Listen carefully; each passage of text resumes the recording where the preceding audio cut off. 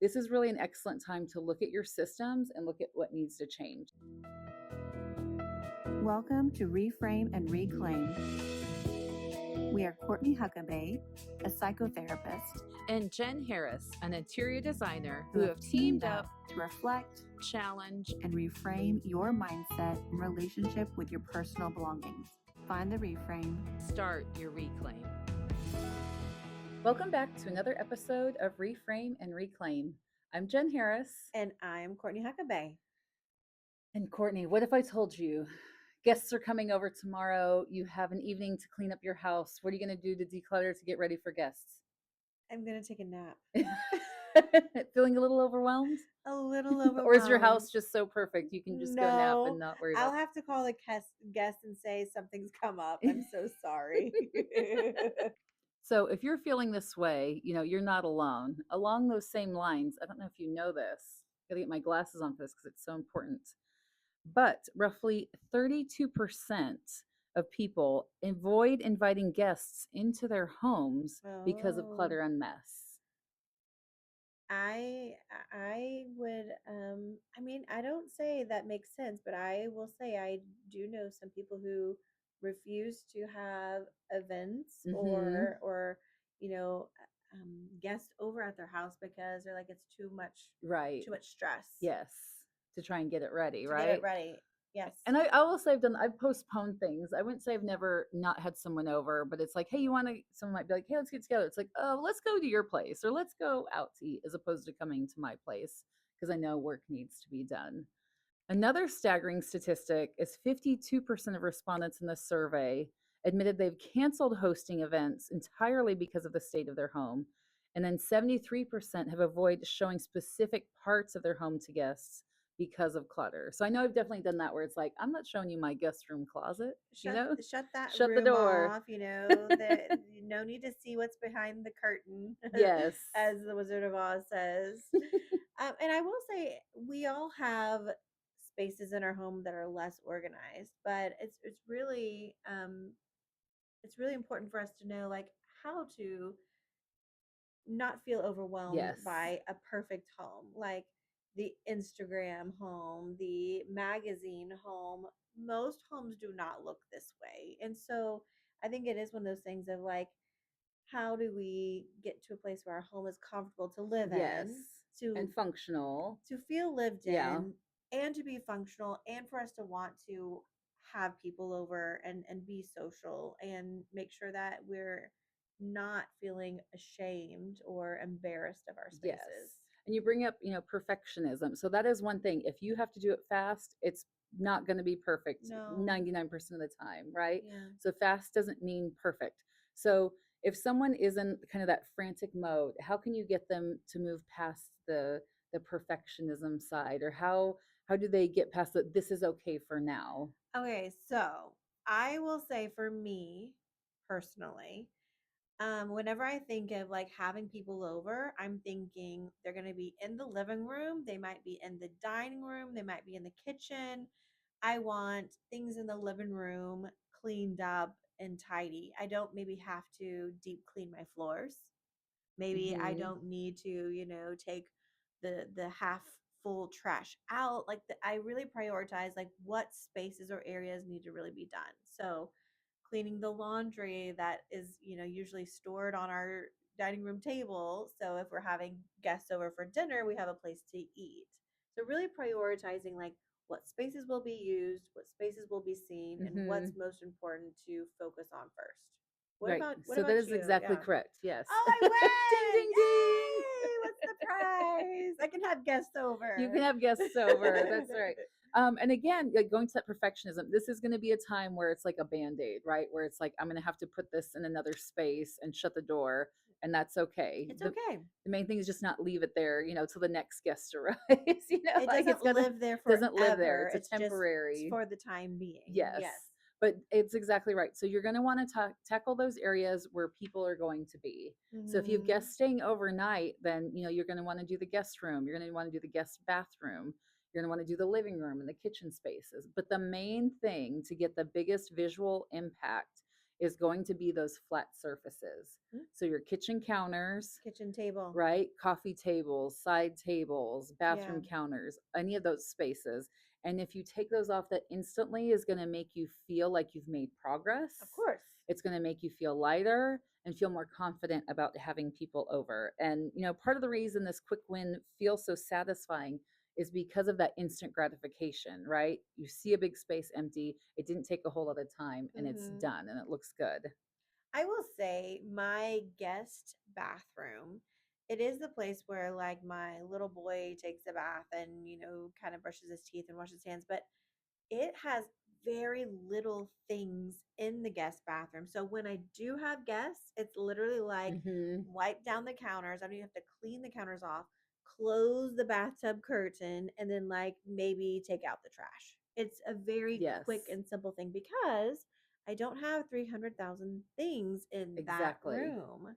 And so I will say, really, for me, I have learned that the less things in that space means the less time I have to clean it. Yes, and there's studies that have shown that if you have a decluttered home, you spend 40% less time on cleaning for that very reason. You're not having to pick up lots of items to move them, to wipe around them, to move it Mm-hmm. into another room. And so from this point going forward, if you're having guests, keeping those spaces with fewer items will help in those last minute situations. But let's say you don't have that. Let's say they're coming over in an Sure. hour, right?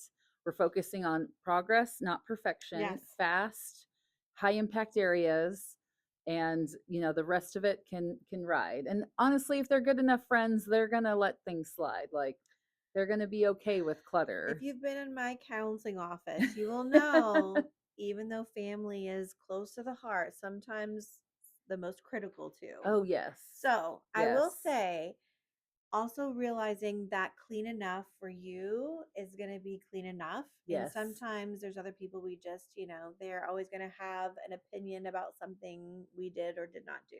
So just don't have them over as much. Yeah, I agree. That's a good. I It's like a that healthy reframe. boundary. I like Let's healthy go out to boundary. eat. Let's Yeah. go to a restaurant. Don't come Yes. to my house. It's so far. For sure.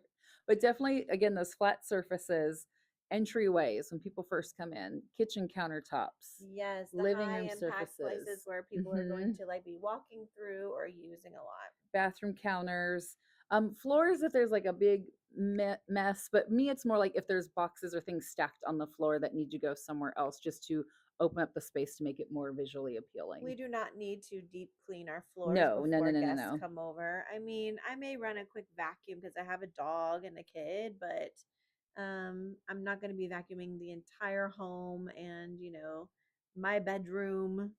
They're not coming in my bedroom most Yes. likely. So, And there's kind of two ways you can kind of do this fast decluttering depending on how your brain functions. You could either start in one room and complete this room until it's done, or you can kind of pick one task and go through it. So let's say it's trash. I'm just going to grab a trash can. I'm going to go through the kitchen. I'm going to go through the entry. I'm going to go everywhere where there's trash, pick that up real easy, and then trash is done. Then I'm going to go back through with a bin and I'm going to say, what doesn't belong here? I'm going to grab all the things that don't belong and go to each room and do that and just put those into another space if they're not needed for yeah. now. So depending on how your brain compartmentalizes, do it that way. And then, clean all the surface spaces and the counters in all the rooms. Yeah, one thing I've done before is, I'll like find in the kitchen, I will like make a little pile like this is for my Mm-hmm. husband, this is for me, this is my child, this is like mail I need to go through. And then I find a place for the mail to go. I ask my child to take his things, my husband takes his things, I figure out something for mine. And then it is like, everybody's contributing to it. Yes. It's not just me picking up after everyone else Yes. too. But I like the idea of like a basket of this just doesn't belong in this Mm-hmm. space. So it just needs to leave this space and maybe go behind a door somewhere for Right. the time being. And I think that's good for especially if like you're the only one doing it. If you have multiple people, like especially kids, it's like here's your bin, go get all the things don't belong and grab Mhm. those and put those away. So you can go Great, that way as great well. life skills for kids to learn along the way. Yes. Parents, let your kids help with cleaning and decluttering and tidying up your house. They will learn some really great skills for one day when they have their own home. Yes. And they'll learn how to quick clean, if someone's coming over to visit. Yeah, when you're on your way over to visit them, when they have their own apartment, they will know how to clean up fast. So the other thing to think about as you're thinking of these flat surfaces and what needs to go. So paper usually makes up big piles. So where can you put that or what can you do with it in the interim? And then think of systems that will go in place when they leave that you can go moving forward to maintain the space. So while we talk about like put things in a basket and put it in another room, this is really an excellent time to look at your systems and look at what needs to change. So mail, for example, you may have to pick it up and put it in the office for now, but the space where the mail was, there's a reason you're dropping it in that space. It's because your brain's saying, this is where I want it to be. So you have to kind of reconcile, is that really where I want the mail to live, or do I need to make a separate home for it? And if that is where you want the mail to live, what can you put there that's aesthetically pleasing as well as functional to let everybody get their mail and take it from that space and know what to do with the next steps? Hmm. So I if think that's it's. your I drop think zone. it's. I think my husband has a drop zone of on the counter, Hmm. because we get the mail, we put on the counter, and then I have taken on the job and just kind of love doing it, of sorting the mail, and then I put the mail in the office for him, and I put the mail in my place for me. Hmm. And it works kind of, but then my husband's like, "Wait, there's so much mail in my office." I'm like, "Well, you left it on the counter, and that's not where it goes." So finding a system that works for everybody, and we're Yes. still looking for that Yes. system. So it sounds like maybe he does not want his mail in his office, or maybe it's where it's being left in his office. So maybe he needs like a designated spot in the office. Or I find even just a small acrylic or any kind of style divided like letter holder or file folder holder, just the mini ones, drop mail in. Each person has a different little segment of the square, and Hmm. that's a really quick and easy system. I We like that. also did in our previous home. My husband and I had hanging, like they looked like letters, but we would put each person's mail in their respective folder, so that way, if you had any mail, just go there, and then it's on the wall. It's not taking up any countertop space and not adding any visual clutter. In my therapeutic office, everybody has like a hanging file. Mm-hmm. It's not like a file, but it's like a little hanging mailbox. And so any documents, certificates, notes or whatever, go right there to that therapist or that person. And then there's no counter use of space. But it's really great. We have a lot of great systems and a lot of great people to help keep those systems going. It's just hard whenever you have a home that's used for so many different people Yes. and you live in it so many different ways. So, but And have you ever asked your husband like where he likes the mail to go? he likes the mail to go um after he's opened it, where he decides. But but before he He opens wants it, it to go on the counter. he wants it on the counter So he before. will see it. So it's easy to see. He walks Hmm. through the kitchen all the time, and the counter is a place that he passes. But I'm like, this is not a place for mail. It's a place for me to cook and prepare food. So we're working on that system. So maybe there's another countertop somewhere that you can, His office desk is great counter or space. the laundry room, or the. The laundry room is another drop zone for other things that I don't know about. We'll workshop this. We'll work on it. Again, no one's perfect. Progress over I'm also a perfection. client. And then, we've talked frequently about, 300, most homes have 300,000 items. Hmm. And after you have done your initial cleaning, when guests come, really take this time to look at the space empty, say it's cleaner, right? Feels so It good. feels It feels good. amazing. How can we keep it this way? So the items that you took out, do they need to come back in, or do they go somewhere else? They need a new home. Does the mail go on that counter, or does it No, go somewhere else? somewhere else. So really challenge yourself to, once you go back to that space, make it how it functions for you. They say, 20% of the clutter is making 80% of the visual stress of the room. The items that are in there, 20% of it is really where your eye focuses. And I don't know if that, maybe you can clarify from a mental health standpoint. Is it because like those piles then trigger like, oh, that's all the paperwork I have to do, or oh, this is unfinished tasks? I think the differentiation is it's not just 20% of the things, it's 20% of clutter. Yes, So, yes. clutter, again, the definition of clutter is things in your home that are no longer useful or meaningful. So, if you find things that is like a pile of mail, or if you find things that's the toys that the kid never plays with, I think the idea is like I see that and I maybe mentally know that that's not being used, or I don't Mm, like that, or I don't appreciate that where it's at. So if it's clutter, it may not be meaningful in this space. Or if it's clutter, it may be I don't need this anymore. And so your mind may go to kind of the idea of like what I don't need, what I don't want, what I don't like. Our brains actually are a little bit wired like mm, things that are I don't want to say threatening, but that's kind of how I use it in therapy. Like yeah, things that are not good, so I can correct it, so I can make sure that things are better. And I think that just may be what our brain is doing is like finding things that might be out of place. yeah.